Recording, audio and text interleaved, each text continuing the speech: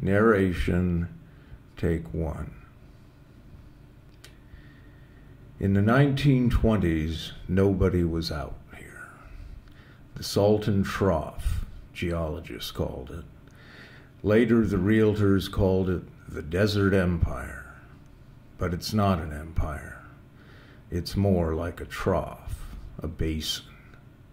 Scots-Irish came west. They developed the idea. Spend winters in the Desert Empire. Wellwood Murray, others. So the more affluent Easterner came west, affluent Canadians, mostly to Palm Springs, but other places too. They came to stay warm.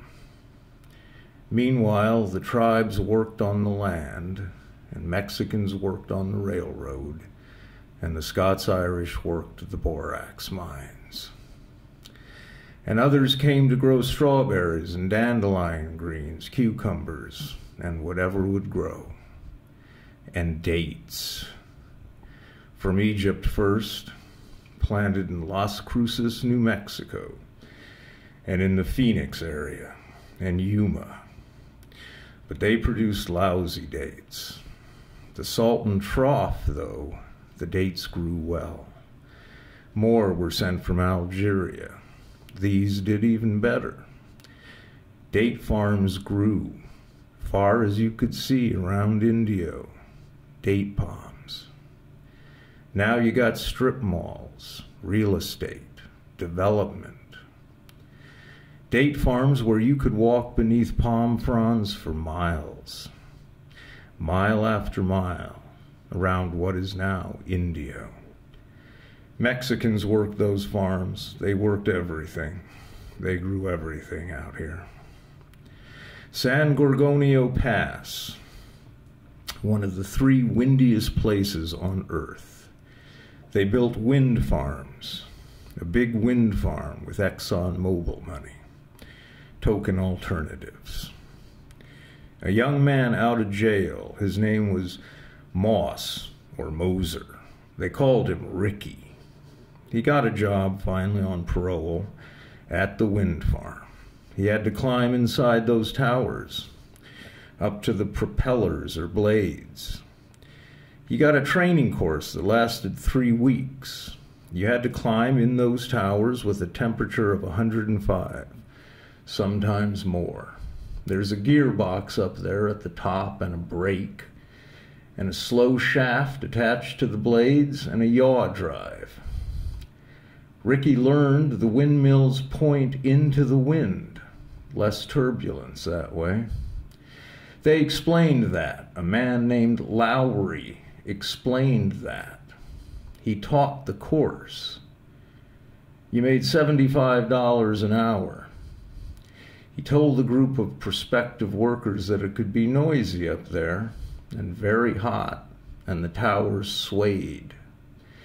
But once up, it wasn't so bad.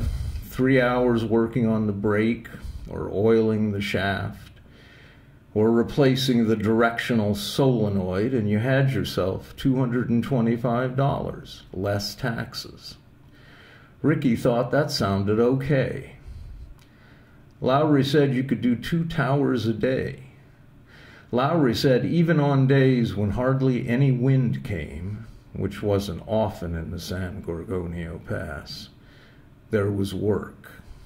Even if the blades hardly moved, the planetary gearbox, a differential box, would turn the low rotation shaft into a high rotation shaft that would generate energy. Ricky thought this was a lot to learn, but he liked the idea, up above on a tower, in the wind, looking down on that desert sand and rock. Ricky worked for the company for 6 months, but he had developed a methamphetamine habit, and his heart exploded one afternoon while he worked on the anemometer, and he fell straight down, bouncing off the interior walls of the tower. Ricky's father, who he never knew, had come to the Salton Trough, to Riverside first, then down to the trough to Indio in the 1950s. He worked on the date farms. He shot a man in a card game on payday in 1958. Ricky was only 1. His father was buried out there, but nobody remembers where. Ricky's sister works for a grocery store in Cathedral City.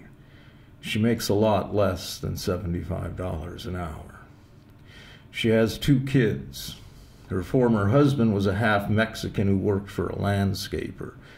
They would mow the lawn at the Church of the Sacred Heart in Palm Desert, where President Kennedy came on Sundays when he was in the area fucking some aspiring actress.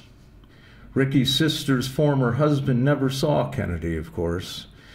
But Chico, the boss of the landscaping business, he pointed to the pew where Kennedy sat.